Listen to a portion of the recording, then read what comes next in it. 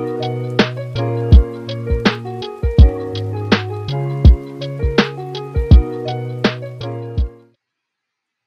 salam jumpa dengan Jogiarsa Channel.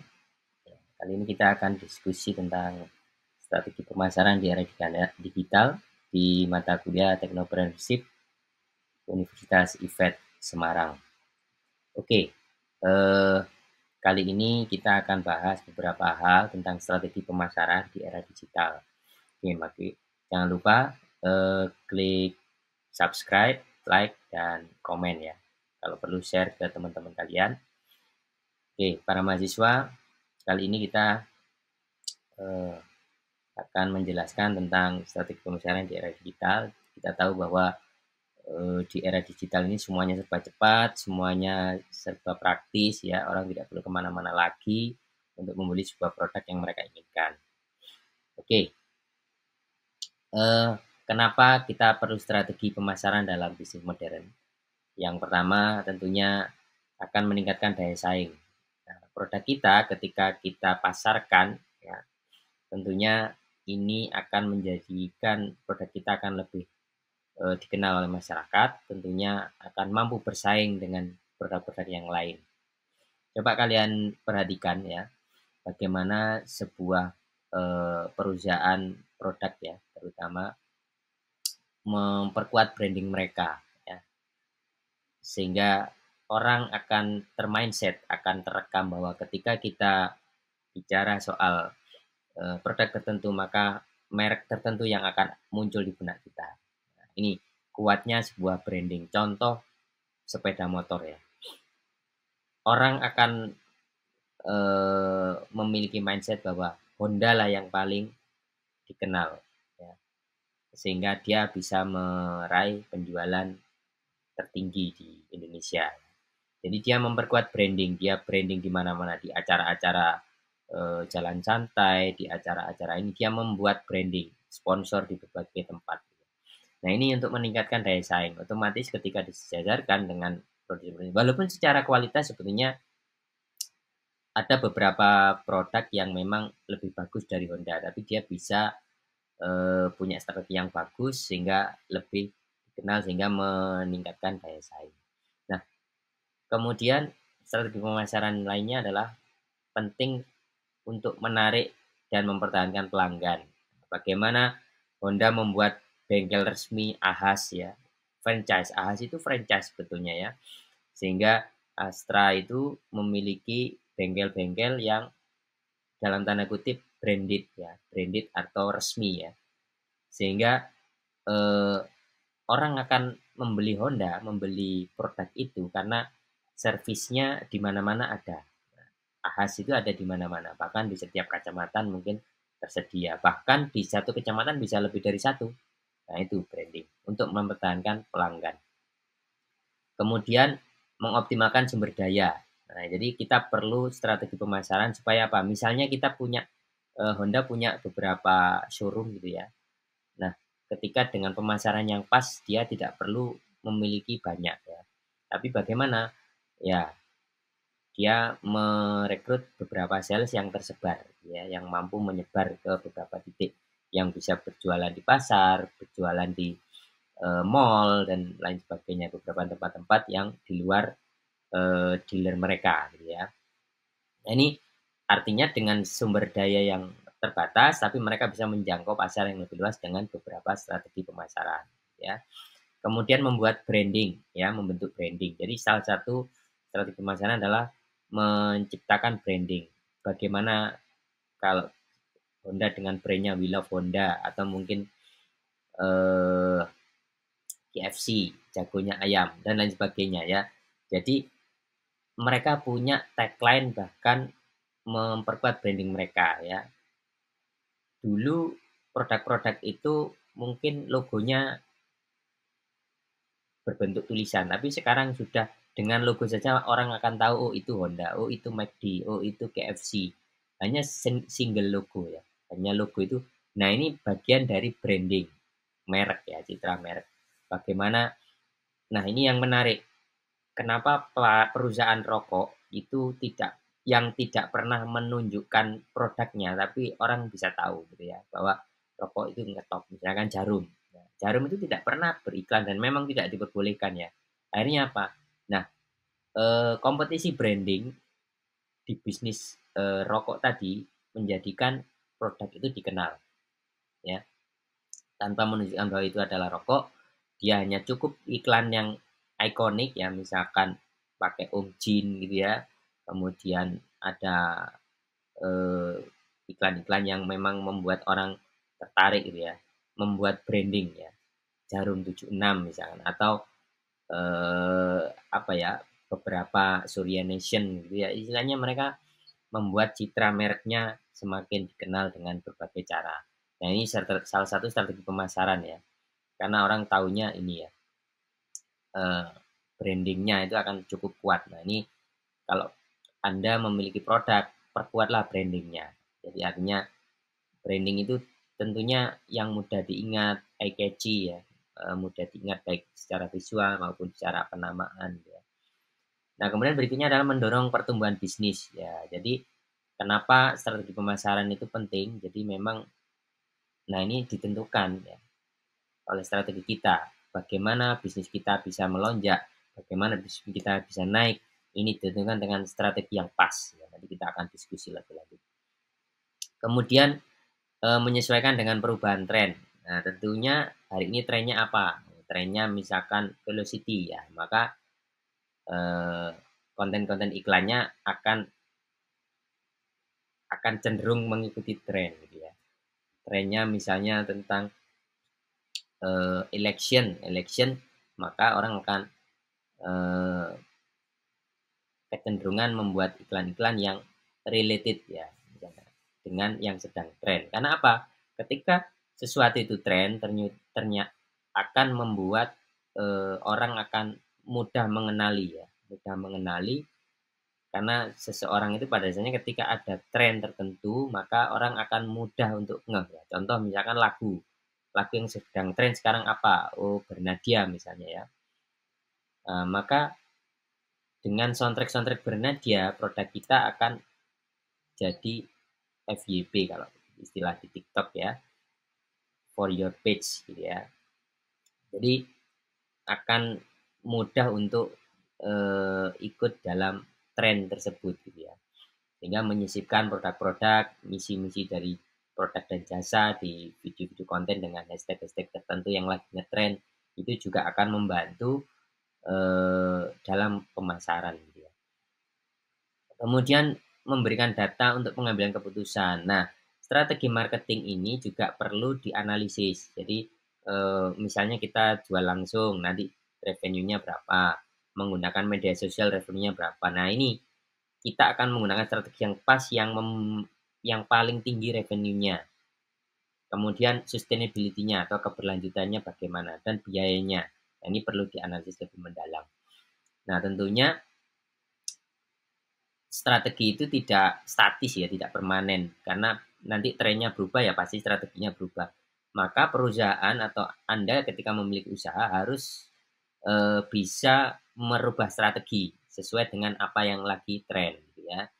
Jadi memang tidak ada strategi yang baku yang berlaku di masa tertentu gitu ya, atau di semua masa gitu ya. Jadi memang mungkin saat ini bisa diberlakukan strategi direct selling, tapi mungkin beberapa tahun ke depan mungkin sudah tidak bisa, karena orang sudah tidak enggan untuk bertatap muka ya. Jadi menggunakan media sosial atau cukup chat, kita sudah lihat barangnya. Bahkan dengan teknologi virtual reality, orang bisa memutar-mutar barangnya. Dengan teknologi augmented reality, orang bisa melihat secara 3 dimensi. Jadi tidak perlu datang. Nah, ini salah satu contoh eh, perubahan digital strategi pemasaran yang solusinya memang harus perlu kita pikirkan. Nah, selanjutnya terkait dengan eh, mengembangkan strategi pemasaran secara efektif ya, kita perlu ya, pertumbuhan teknologi informasi ini memang sangat pesat sekali, sehingga kita harus mengikuti ya perkembangannya, apa yang lebih tren, maka strategi pemasaran kita juga harus mengikuti.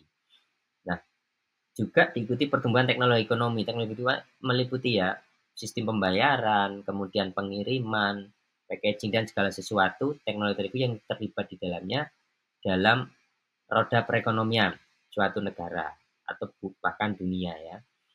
Sekarang trennya orang belanja online, maka mall-mall mulai sepi. Mungkin kalau kalian perhatikan, mall sudah mulai sepi, tidak seramai zaman dulu. Karena apa? Orang lebih mudah belanja pakai online ya. Pilihannya banyak. Jadi dia nggak perlu berkeliling toko, ya cukup buka satu HP, kita cari apa, produk apa, jaket misalnya, jaket merek apa, ini disajikan beberapa model dengan beberapa harga pilihan.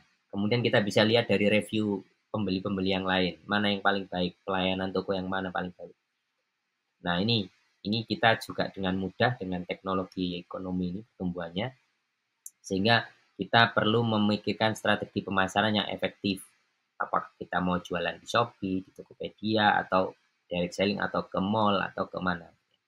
Jadi ini yang menjadikan penting untuk mengembangkan strategi pemasaran secara efektif.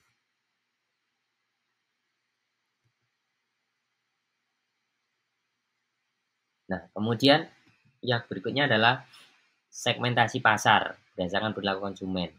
Nah, konsumen ini kadang unik ya. Jadi mereka punya perilaku sendiri-sendiri. Jadi kita memang kita harus bisa mensegmenkan produk kita. Sama-sama t-shirt ya. Anda produksi t-shirt, tapi Anda segmenkan ini, segmen menengah ke bawah. Ya. Nah, kualitas naikkan sedikit saja. Misalkan kainnya diganti, walaupun secara HPP, harga pokok produksi, itu hanya selisih mungkin 20.000, 30.000, tapi Anda bisa menjual di segmen yang berbeda dengan harga yang mungkin 2 kali lipat dari harga yang segmen sebelumnya. Dengan cara apa? Branding ya, branding. Contoh, kalian perhatikan sepatu Nike, itu produksi dalam negeri misalnya. Nike ya, Nike atau Adidas atau apapun ya. Dia bisa membuat brandingnya. Dari sisi kualitas bahan mungkin sama dengan sepatu yang lokal ya. Tapi dia bisa menjual dengan harga di atas 500.000. Sedangkan produk lokal ini yang dalam tanda kutip adalah lokal, walaupun sama-sama diproduksi di Indonesia, itu karena brandnya brand lokal ya, dia mungkin hanya bisa dijual maksimal 200-300 ribu. Tapi dengan branding yang sudah internasional ini, Adidas, kemudian Nike atau mungkin Puma dan sebagainya yang sudah internasional, dengan cara produksi yang sama dan bahan yang sama, ini bisa dijual dengan jauh lebih mahal. Ya, dengan jauh lebih mahal. Karena perilaku konsumen itu ada dua ya. Satu memang orientasi dari fungsi, tapi ada yang berorientasi ke gengsi. Ada yang dua-duanya ya, fungsi ya gengsi. Jadi memang ini kita harus bisa punya strategi yang pas. Jadi kita bisa produksi barang yang sama dengan merek yang berbeda. Tentunya modelnya berbeda ya, dengan model yang berbeda. Bahan baku sama, bisa jadi. Nah, tapi satu branding untuk yang kalangan menengah atas, satu branding untuk menengah ke bawah. Nah, ini namanya diferensiasi produk. Jadi dia juga produksi sol juga, produksi bagian atasnya sama. Pengerjaannya juga sama, lem-lemnya juga sama, kualitasnya mungkin yang branded dengan kualitas lem yang lebih kuat.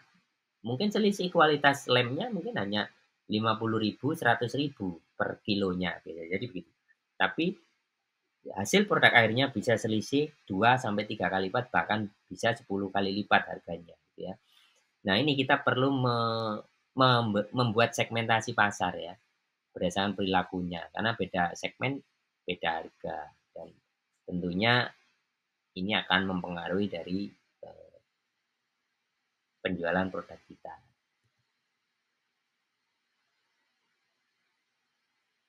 Nah, selain itu kita juga memang perlu, misalnya kita punya beberapa produk, ada 1 atau 2 produk yang menjadi unggulan. Jadi produk unggulan ini yang akan memberikan kontribusi yang lumayan ya untuk untuk segmentasi tertentu ya.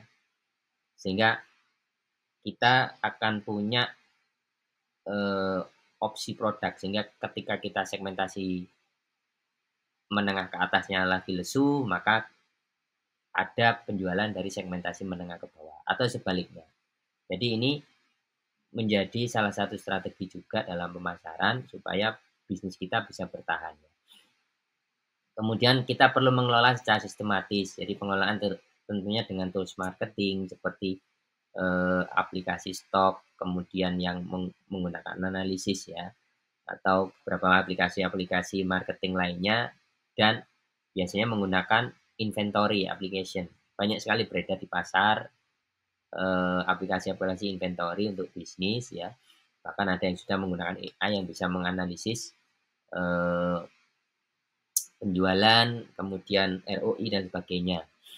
Nah, kemudian kita juga bisa menganalisis media unggulan yang untuk bagaimana kita memasarkan produk, apakah itu di media sosial atau direct selling atau melalui sales gitu ya, atau pameran gitu. Nanti kita bisa dengan mudah dengan tools tadi kita bisa mudah mengetahui hasilnya seperti apa. Atau kalau mau menggunakan perangkat sederhananya pakai Excel ya, dihitung dengan biaya sekian, penjualan berapa, nanti bisa ketemu di rumus aja. Nanti ketemu, nanti bisa dianalisis. Oh, ternyata yang paling efektif pemasaran yang seperti apa. Nah, itu nanti kita bisa gunakan. Nah, kemudian untuk segmentasi pasar, ya, dengan memanfaatkan platform online media sosial, kita harus perlu untuk saat ini memang yang paling tinggi adalah TikTok ya, karena memang penggunanya juga luar biasa. Kemudian Instagram dan YouTube itu sebenarnya runner up. X itu karena ada perubahan, tadinya Twitter berubah jadi X, sempat orang agak bingung apa ini X gitu. Tapi untuk saat ini untuk platform jual beli itu yang paling ini TikTok dengan integrasi dengan Tokopedia-nya di Indonesia. Mungkin di luar negeri beda lagi ya provider sellingnya. Karena dia langsung terintegrasi dengan toko ya, langsung terintegrasi dengan toko online. Jadi orang bisa langsung belanja di situ sekaligus untuk tadi bermain TikTok ya. Nah, atau media sosial yang lainnya. Nah, fakta yang ada itu adalah 33% waktu dari seseorang itu digunakan untuk media sosial setiap hari. Ya, bayangkan. Dan 75% dari pengguna internet itu menggunakan setidaknya satu platform media sosial. 75%. Kita mengambil dari ambil 10% aja sudah produk kita sudah luar biasa. Dari mungkin 270 juta lebih penduduk Indonesia saja ya. Nah, kita bisa menjual 10%-nya itu sudah luar biasa. Atau bahkan 5%-nya. Nah, ini kita harus memang benar-benar selektif ya. Kita harus hitung-hitung betul. Apalagi dengan mereka media sosial yang menyediakan platform ads ya, atau iklan. Iklan di media sosial. Jadi kita produk-produknya pastikan itu memang kita bisa menghitung ya anggaran untuk marketing dan operasional. Jangan sampai boncos istilahnya ya. Jangan sampai kita tekor di biaya iklan ternyata penjualannya rendah. Dan nanti ada lagi, nanti kita akan diskusi di lain kesempatan tentang iklan-iklan di media sosial. Nanti mungkin di pertemuan yang lain kita akan coba diskusi. Jadi bagaimana kita memanfaatkan strategi marketing di era digital seperti ini ya tentunya membuat konten yang bagus, yang catchy, yang menarik perhatian gitu ya. Durasinya tidak perlu lama-lama sebenarnya ya. Agak kecuali kalau kita review produk. Jadi kalau kita review produk, bikin video di YouTube, kita review produk, biasanya orang review produk itu untuk mengenalkan keunggulan-keunggulan ya. Jadi bisa lebih detail tahu tentang produk kita. Itu nanti bisa kita menggunakan platform YouTube.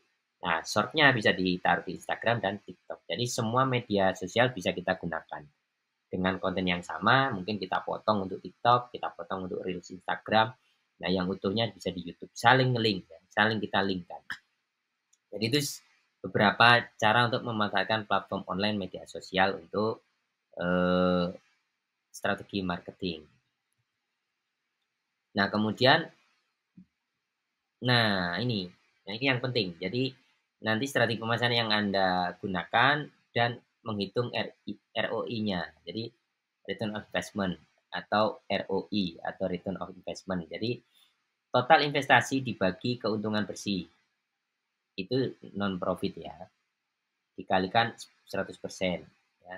Keuntungan bersih non profit ini maksudnya ini ya.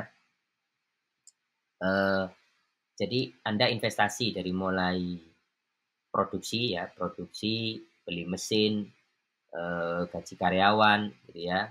Kemudian apa namanya, branding, iklan dan sebagainya.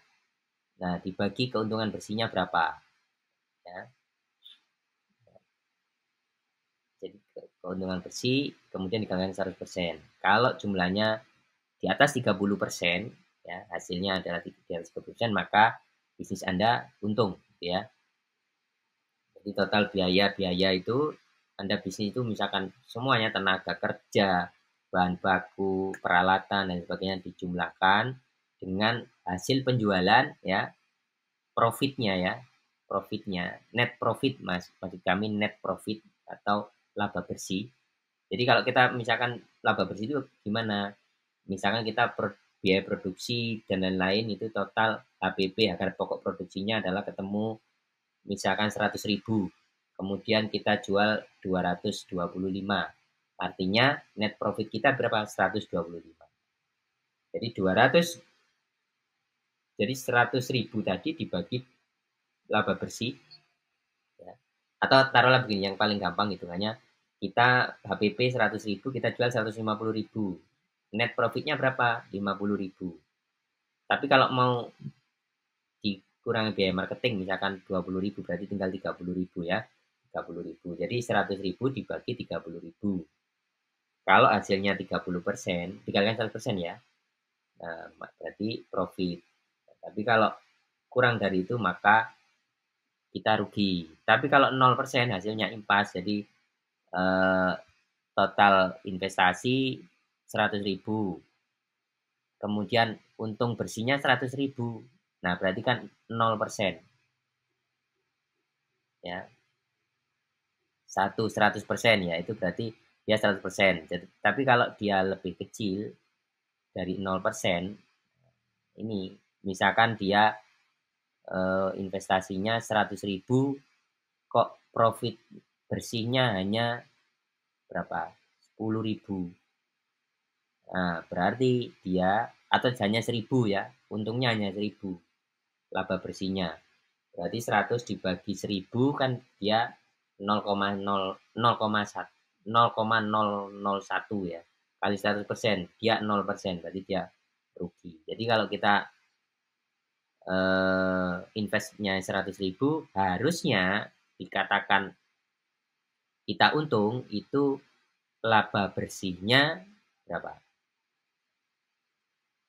3 kali lipat gitu ya, 300.000, 1/3 atau 1/3 ya, paling tidak 1/3 lah, kali 100% kan berarti kan 33% itu sudah dikatakan untung. Jadi seperti itu. Jadi biaya investasi 100.000, maka kita dapat dari bisnis itu 300.000, paling tidak begitu gampangannya ya. Minimal ya. Ya mungkin nggak genep 300.000 lah ya, 299 atau 298 misalnya, itu masih di angka 30%, 290 lah ya. Nah, jadi ROI itu 30%. Jadi kalau kita investasinya 100%, maka kita harus dapat profit, net profit 300% paling tidak ya. 300% atau mungkin ya 200% lah, itu dikatakan untung ya. Tapi kalau impas ya, ya namanya sosial. Oke, jadi itu strategi marketingnya. Jadi nanti bagaimana Anda, silakan untuk bisa mengeksplorasi beberapa sumber tentang strategi marketing. Ada berbagai cara, jadi mungkin itu untuk pertemuan kali ini.